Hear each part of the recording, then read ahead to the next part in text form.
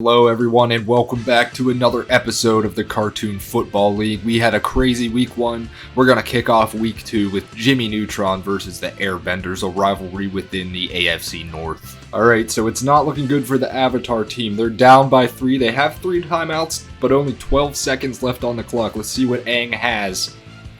Aang has a lot of time to throw. He's hit as he throws, and it is incomplete. Last play of the game, most likely. 3 seconds left, he does go deep. And it is incomplete, and so Jimmy Neutron is going to win this game. I can't remember, I believe Jimmy Neutron won last week, or was close. We'll take a look at the standings after this, but Jimmy Neutron's going to get the win here. Next matchup, we got another rivalry, Rick and Morty versus BoJack Horseman. Alright, so Rick and Morty just went 98 yards and got closer, got a 2-point conversion. They were down 14-3, now it's 14-11 with a minute left. I assume they're going to do an onside kick here. They are doing the onside kick. And the BoJack team immediately recovers it. This isn't over yet though. They still got 3 timeouts. There goes Mr. Peanut Butter. And this thing is over. They get the first down. That is going to do it. Good game here. BoJack's gonna win by 3. Right, next up we got Foster's Home for Imaginary Friends versus Sesame Street. Some pretty lackluster games so far, so let's see what happens in this one. And this one's looking like it's over as Foster's Home just could not stop Elmo on the ground today. They're gonna hand it off to Elmo one more time and another gash. And that's going to do it. Sesame Street's going to win this one 14-0. Alright, definitely not as crazy as week 1 so far. We got Chowder versus the Muppets. Maybe this can change it. Alright, we finally have some excitement. It's 28-28, which I think is the highest scoring game yet. With a minute left on the clock, Chowder is going to try and win this one, but a really poor handoff to Panini, and now it's 3rd down. Muppets coming off a tough loss to Bob's Burgers. Meanwhile, Chowder, I believe, won in a thriller last week against Foster's Home. But it's 3rd and 15, and Kermit gonna get a chance if Chowder can't convert this. Chowder, they're just gonna hand it off to Panini. What are they doing? And of course the Muppets call a timeout, just giving up. What a disappointment. And here they go, trying to set up Rolf the Dog for a game-winning field goal. Kermit in shotgun, Miss Piggy to his right, and they hand it off. Nobody's trying to win this game. Kermit does snap it with 2 seconds left on the clock, and throws to Miss Piggy, who jukes a man, but we're still going to... Oh no! Oh no! I thought Miss Piggy was going to take that all the way. That would have been crazy. But she's taken down after a gain of 15, and we're going to overtime. Kermit. It's Miss Piggy again. She has been a workhorse on this drive. Breaks another one. Just keeps breaking tackles. Miss Piggy killing it in the run game today. Kermit gonna throw for once. Kermit. Oh, he finds Animal. What a catch on the sideline. The Animal's having a good day through the air. 6 catches. And now they're set up in field goal range. This is Madden 11, so they only need a field goal to win in overtime. Probably just going to see a couple runs from Miss Piggy. Bring Rolf the Dog out to kick this game winner. And this could be it. We'll see if Chowder tries to force a turnover. And there's Miss Piggy. And she's going to be just short. Oh no, they give her the first down. So she tumbles forward. In the 19, here comes Rolf the Dog for the game winner. Lines up, snaps it. And the Muppets are going to get their first win of the season. 31-28, highest scoring matchup in the league so far, I believe. And it was a good one. Right, Dora coming off a heartbreaking loss. Meanwhile, King of the Hill with a blowout against the Smiling Friends last week. So let's see who wins this matchup. Dora with a lead by 7. Hank Hill has the ball. With time, he finds Calvin Johnson. Not a King of the Hill character, but 8 yards there. Need to go very far here to tie this thing up. 4th and 9. Hank Hill drops back. They blitz. It's picked up. Oh, and Calvin Johnson again is there. They convert on 4th down. What a play. And this game is now far from over with only 43 yards to go. Hank Hill. A lot of time. He has his man. It's Calvin Johnson again. And they're going to tie this game up. This is unbelievable. I think this is the first successful comeback we've seen that fast. Let's make sure that Peggy Hill puts the extra point through. She does. This game's all knotted up. We'll see what Dora does in these last 12 seconds, but this is looking like another overtime matchup. So King of the Hill gets the ball first to start. We'll see if Hank can lead a game-winning drive here. Would be an epic comeback for them, as the Bulldozer has a lot of room. He gets about 12. Good run by Bill. Hank snaps it. Not seeing anybody open, and he finds Bobby Hill, his son, for a big gain and a first down. Hank Hill, 5 completions in a row. He is on fire right now. Looks to his left. He's got a man. It's Dale Gribble for a gain of 5. Just continues to march, and Dora's defense looks tired. 2nd and 5 in field goal range. Hank hands it off to the Bulldozer, who breaks a tackle and breaks a few more, and now they are going to set up a field goal for Peggy Hill and try to win this thing. They were down 17-10 with just 40 seconds to go, and now they've come back and are set up to win this game. What a comeback. And these are the kind of games we're looking for. After 4 or 5 boring ones, this one has absolutely delivered. Peggy Hill lining up to kick. Gonna be about a 30-yarder, kind of a chip shot here. And Peggy Hill gets it in. It wasn't as good as King of the Hill fans would have probably liked, but Peggy Hill knocks it through, and Dora is gonna lose another heartbreaker, 20-17. The last 2 games have gone to overtime. Now we got Beavis and Butthead versus the Backyardigans. Let's see what happens in this one. Alright, we've got a close one here. Beavis and Butthead just scored a touchdown to make it 24-21. They're going to need to stop the Backyardigans one more time here to get the ball back and try to win this game. They will have the 2-minute warning to work with as well. Uniqua once again hands it to Tyrone, who has room, and Tyrone is gone! Another big run from Tyrone. He is a dog. Tyrone with 2 big runs 2 weeks in a row to end these games. That is crazy. And so the Backyardigans are going to win this one 31-21. Tyrone had over 200 yards rushing in this game. He is unstoppable, it seems. Next up on the schedule, we got the Rugrats versus Phineas and Ferb. One of these teams is going to get their first win. They're both 0-1 at the moment. Okay, so the Rugrats have once again blown a lead. This one wasn't as big. They were up by like 4. It was 17-13, but Phineas and Ferb just went down and scored a touchdown. So the Rugrats needed a drive here to at least tie the game. Tommy Pickles' big 3rd down here. We'll see if it's 4-down territory. They do have 3 timeouts, so I think they'll punt it if they don't get this. We shall see. Tommy Pickles trying not to think about punting it, as Driver, not a Rugrat, is gonna... Oh no! He fumbles it! He was gone! And he fumbles it! And Phineas and Ferb recovers, and all of a sudden the Rugrats, a disaster. They're gonna need to get the ball back now, as Perry the Platypus is gonna ice this game. What a run by Perry the Platypus.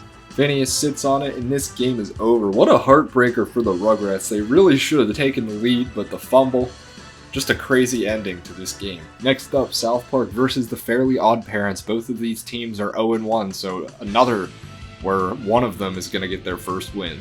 Okay, so this game just ended. I made a mistake with the simulation, but the Fairly Odd Parents wouldn't have won anyway. It was a mediocre game. South Park won 10-3. I probably simmed a little too far. You see Butters there is the player of the game.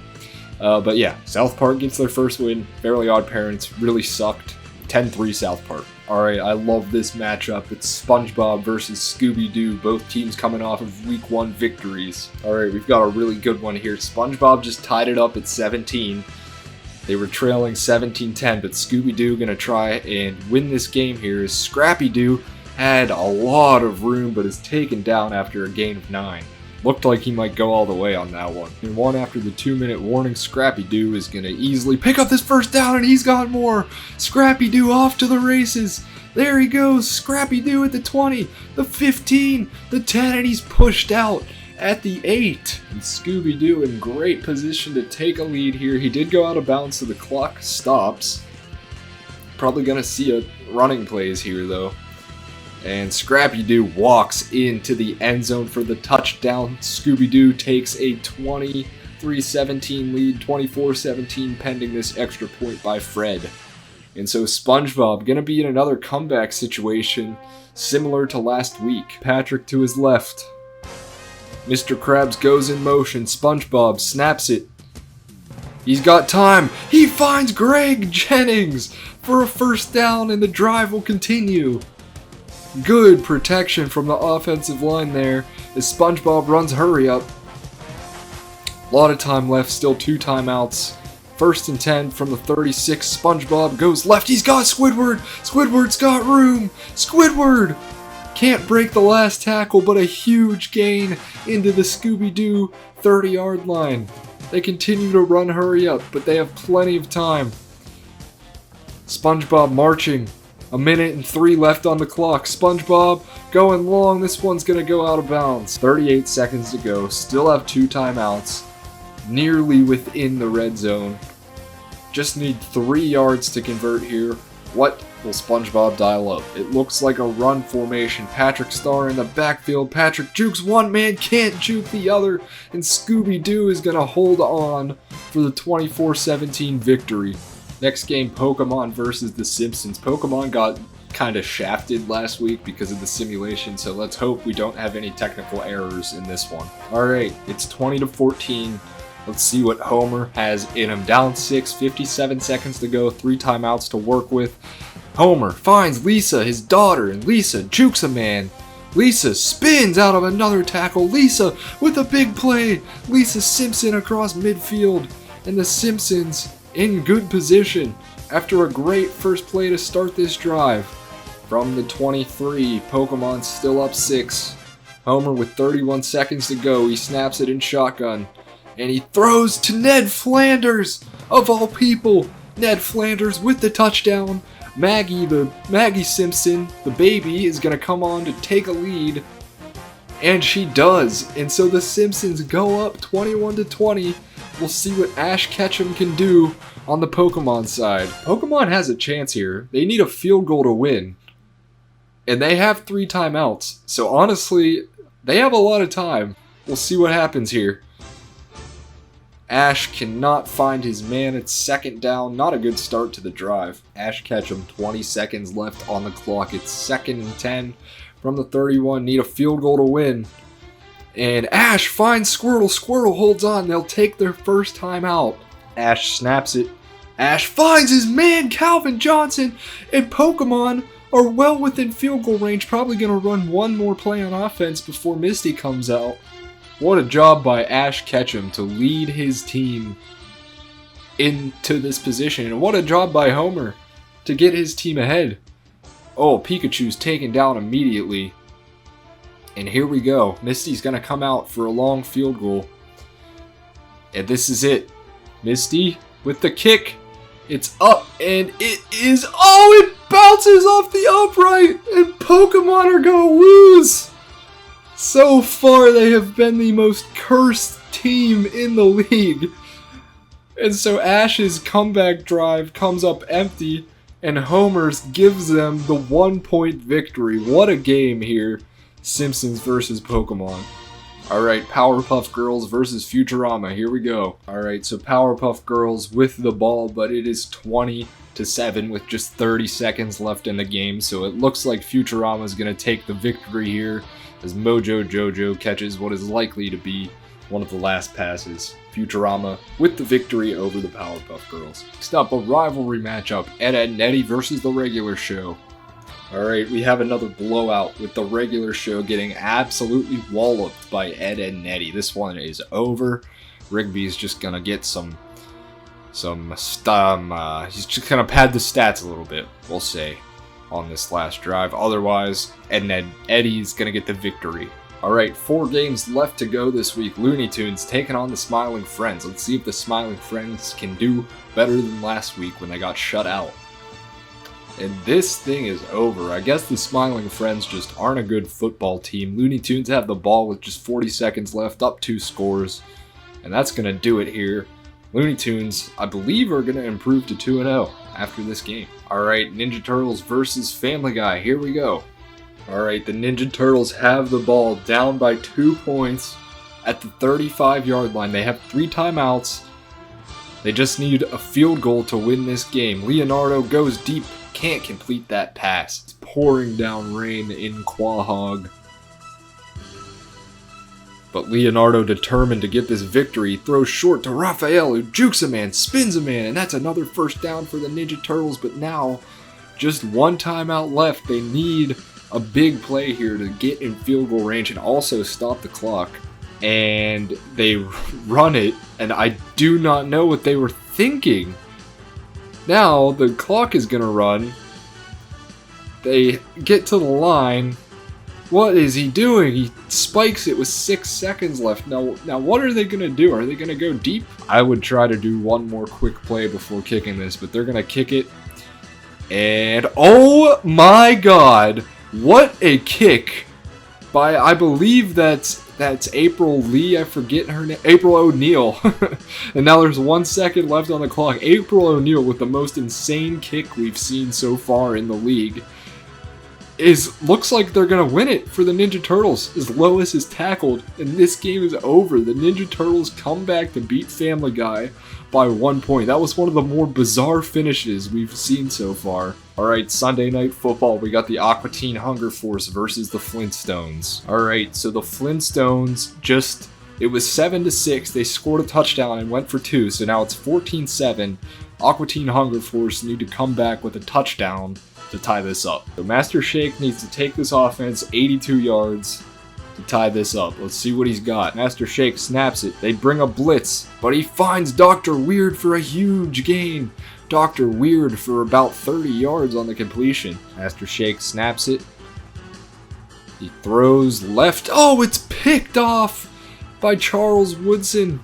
And Charles Woodson is gone. The Flintstones are going to win this game off that pick 6. Last game of the week, an interesting one. Bob's Burgers gets to be on primetime again, and then Hey Arnold had that fluky win against Pokemon that they really shouldn't have had. So we'll see what Hey Arnold really has in store here as they take on Bob's Burgers on Monday Night Football. Alright, it's 17-10. Bob's Burgers needs a stop here. Hey Arnold has the ball with 1:49 to go. Not looking good for Bob's Burgers, as Harold Berman picks up a first down. That might do it. Here comes Arnold.